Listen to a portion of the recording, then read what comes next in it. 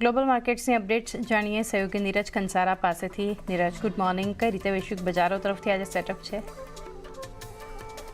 જી good morning. ને આજના દિવસે સેટઅપ ફરી પાછું આપણને થોડું નરમાશ તરફનું મળતું જોવા મળી રહ્યું છે. જોકે ગઈકાલે તમે અમેરિકાના બજારો જોશો તો ત્યાં આગળ એક પોઝિટિવ કારોબાર આપણને ખાસ કરીને જોવા મળ્યો. ડાઓ, S&P 500 ત્રણેયમાં એક સારી તેજી રહી. ઇનફેક્ટ એક નવા શિખર પર ફરી પાછા આપણને અમેરિકાના બજાર આવતા દેખાયા. એટલે અમેરિકાના બજારોથી તો એક સારો કારોબાર રહેતો જોવા મળ્યો હતો. હવે જુઓ ત્યાં કઈ થીમ ચાલી રહી છે. તો અત્યારે ખાસ કરીને અમેરિકાના બજારની અંદર ભલે એક વેસ્ટ એશિયાનો તણાવ છે, છતાં પણ એઆઈની જે થીમ છે એનો એક મજબૂત ટેકો બજારને અહીંયાથી મળતો દેખાઈ રહ્યો છે. જોકે ગઈકાલે આલ્ફાબેટના શેરની અંદર 3.5% આપણને ઘટાડો જોવા મળ્યો, કારણ કે એમણે $80 અબજ એક ફંડ એકત્ર કરવાના પ્લાનની વાત કરી છે અને એને કારણે ત્યાં આગળ આપણને એક દબાણ આવતું જોવા મળ્યું. બીજી તરફ જે પશ્ચિમ એશિયાનો તણાવ છે એના ઉપર એઆઈની જે અત્યારે રેલી છે ભારે પડી રહી છે, એને લઈને ખાસ તેજી રહી. જોકે તેજીનું બીજું કારણ ગઈકાલે એ પણ રહ્યું કે અમેરિકાના જે જોબ ઓપનિંગના આંકડા આવ્યા એ પણ થોડા ઘણા ખાસા એવા પોઝિટિવ હતા. થોડા ઘણાની એપ્રિલમાં જોબ ઓપનિંગ 2 વર્ષના ઉચ્ચતમ સ્તર પર આપણને અહીંયાથી પહોંચતી જોવા મળી. 6.87 લાખનું અનુમાન હતું, જેની સામે 76.2 લાખ નવી નોકરીઓ ઊભી થઈ છે. અને પ્રોફેશનલ અને બિઝનેસ સર્વિસ સેક્ટરનો સપોર્ટ અહીંયાથી ખાસ કરીને આ જોબ ઓપનિંગની અંદર મળતો દેખાયો છે. એટલે ખાસ અર્થતંત્રની સ્થિતિ પણ સારી હોવાના સંકેત અહીંયાથી આ આંકડાઓ પરથી મળી રહ્યા છે. જોકે આ બધાની વચ્ચે ફરી પાછું જે અમેરિકા અને ઈરાન વચ્ચેની વાતચીત છે એની પણ વાત કરી લઈએ. સ્ટ્રેટ ઓફ હોર્મુઝને લઈને ટ્રમ્પ દ્વારા એક મહત્વનું નિવેદન આવ્યું.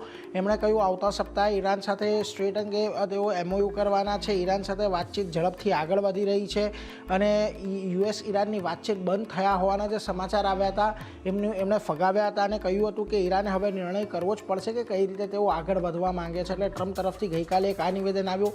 બીજી તરફ ઈરાન તરફથી પણ આપણને એવી વાત સાંભળવા આવી કે તહેરાનની અંદર USને આપવામાં આવનારા જે ફાઇનલ ડ્રાફ્ટ છે એના પર ચર્ચા ચાલી રહી છે, કારણ કે ઈરાનને જે જૂની શરતો છે એના પર વિશ્વાસ નથી. એટલા માટે તેઓ નવો ડ્રાફ્ટ તૈયાર કરવા માટે અત્યારે અંતિમ તબક્કાની અંદર ચર્ચા ચાલી રહી છે. એટલે એના પર પણ એક ધ્યાન રાખીશું. બીજી તરફ જો એક તરફ અહીંયાથી શાંતિ વાર્તા ચાલી રહી છે, પરંતુ ઇઝરાયલ અને લેબેનોનની વચ્ચે જે યુદ્ધની સ્થિતિ છે ત્યાં આગળ કોઈ પણ આપણને સુધારો જોવા મળ્યો નથી. ગઈકાલે પણ લેબેનોનની અંદર આખી રાત યુદ્ધ ચાલ્યું છે. ઇઝરાયલે ટાયર સિટી અને બાતિયામાં એક કાર પર હુમલો કર્યો છે. સામે હિઝબુલ્લાએ ઇઝરાયેલી ટેન્ક પર રોકેટ છોડવાના દાવો કરવામાં આવ્યો છે અને ઇઝરાયેલે લેબેનોનથી છોડેલા ઘણા પ્રોજેક્ટાઇલ અટકાવ્યા છે એવું પણ તેમણે કહ્યું છે. એટલે આ ફ્રન્ટ પરથી જે યુદ્ધ ચાલી રહ્યું છે ત્યાં આગળ આપણને કોઈ અત્યારે મોટી રાહતના સમાચાર દેખાઈ નથી રહ્યા. અને આ બધાની વચ્ચે ફરી પાછું તમને ક્રૂડની અંદર એક ઉછાળો આવતો જોવા મળી રહ્યો છે. $96 બેરલ પ્રતિ ડોલરને પાર આપણને ક્રૂડ નીકળતું દેખાયું છે. TD સિક્યોરિટીઝનું અહીંયાથી અનુમાન છે કે H2 એટલે સેકન્ડ હાફની અંદર લગભગ $104 આજુબાજુ રહે અને સ્થિતિ જો વણશે તો $150 સુધી જવાની પણ એક આશંકા તેમણે વ્યક્ત કરી હતી.